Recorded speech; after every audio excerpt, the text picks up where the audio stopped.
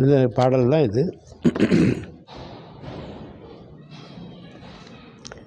ஏது கூரை எமக்கு யோகிராம் சுரத்குமார், எம்பெருமான் நீ இருக்க ஏது கூரை எமக்கு, ஓதி வணங்கிடுவோம் உன்னாமும் எந்நாளும், ஓதி வணங்கிடுவோம் உன்னாமும் எந்நாளும், ஏது கூரை எனக்கு எம்பெருமான் நீ இருக்க.